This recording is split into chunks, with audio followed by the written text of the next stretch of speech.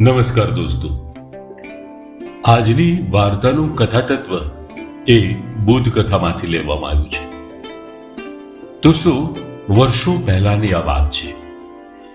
એક વખત એક કાળી ચામડીવાળો નિગ્રો વ્યક્તિ ચર્ચમાં ભગવાનને પ્રાર્થના કરવા જઈ રહ્યો હોય છે. ત્યારે આ નિગ્રોને ચર્ચના મુખ્ય એવા સંચાલક ફાધર પાદરી એમને અટકાવે છે અને ચર્ચમાં પ્રવેશ કરવા નથી દેતા.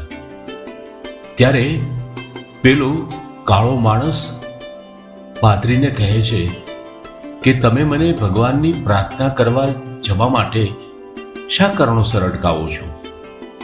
ત્યારે ફાધર પેલા કાળા નિગ્રોને કહે છે કે ભાઈ, તારી ચામડી કાળી છે, એટલા માટે તને ચર્ચમાં પ્રવેશ અમે ન કરવા દઈએ. ત્યારે પેલો નિગ્રો કાળો માણસ કહે છે કે હે ફાધર, તમારી વાત સાચી છે, મારી ચામડી કાળી છે, પરંતુ આ ચામડી મેં તો બનાવી નથી.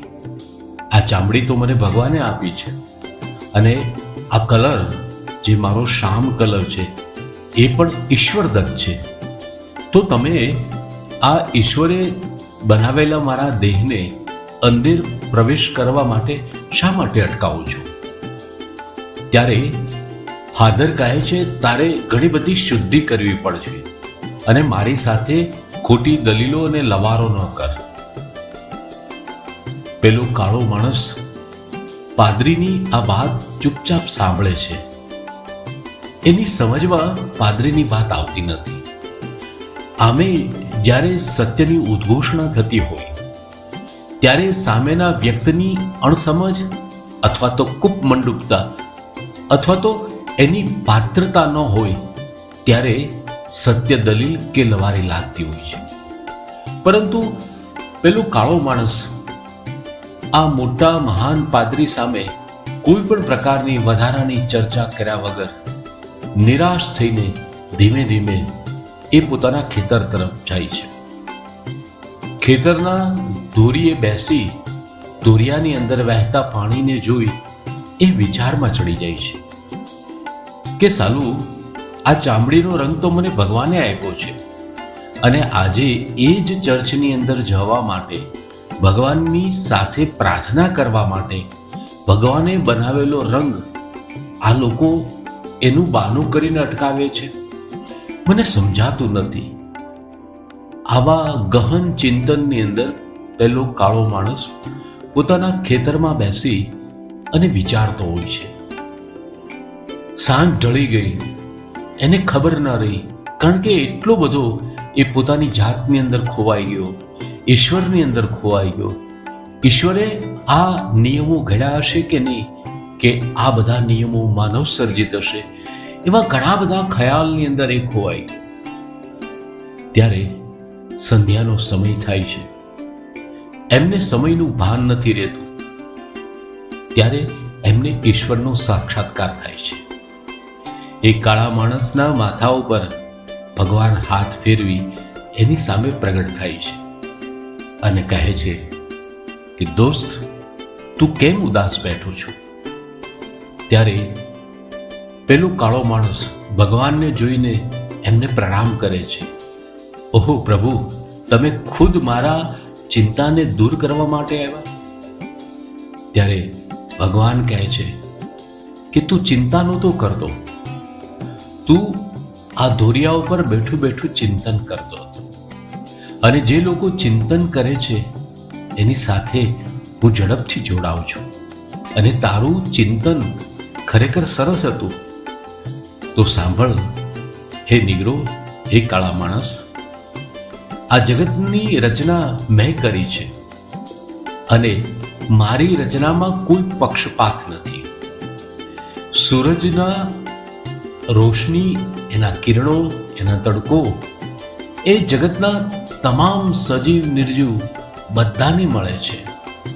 આ જળ પણ એ નિર્વિવાદ નિષ્પક્ષ છે, પરંતુ માણસોએ ઊભા કરેલા વાડાથી હું પણ ત્રસ્ત થઈ ગયો છું.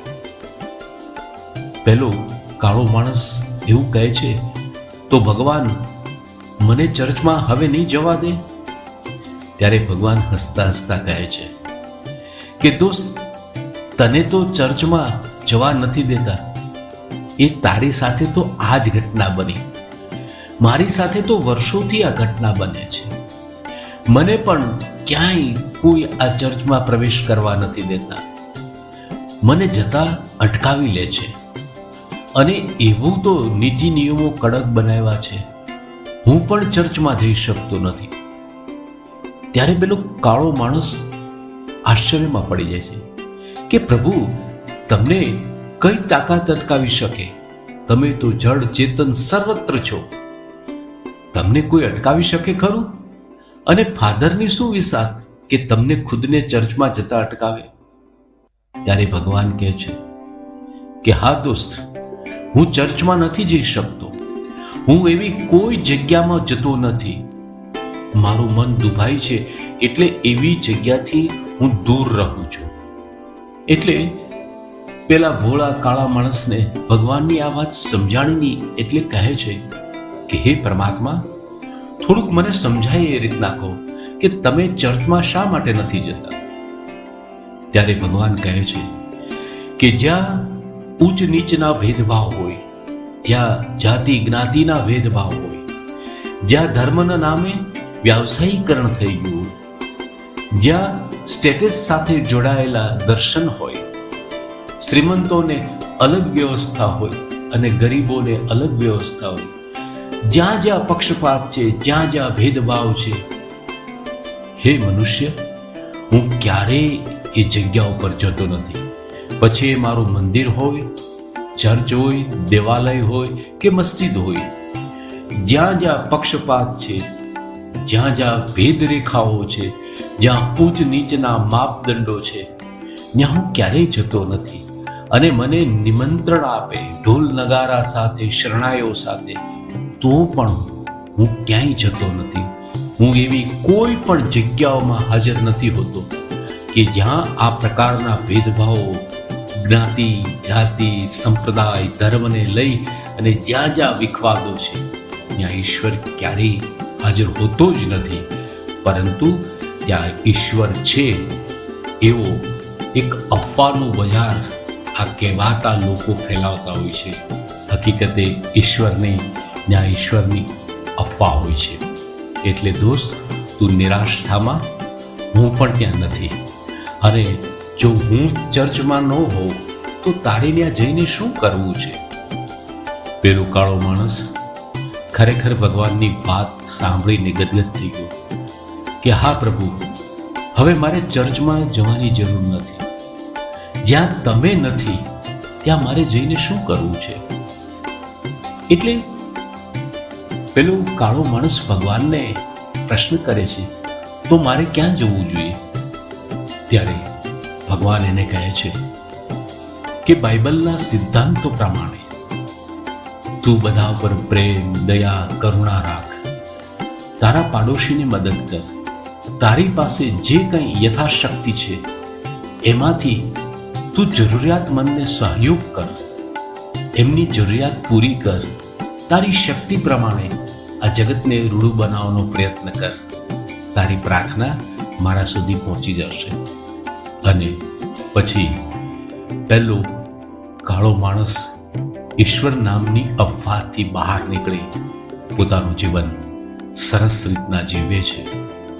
આપણે પણ ઈશ્વર નામની અફવાથી દૂર રહી અને ઈશ્વર નામે હકીકતમાં જીવન ગુજારીએ, એ જ આપણી સાચી પ્રાર્થના છે. ધન્યવાદ.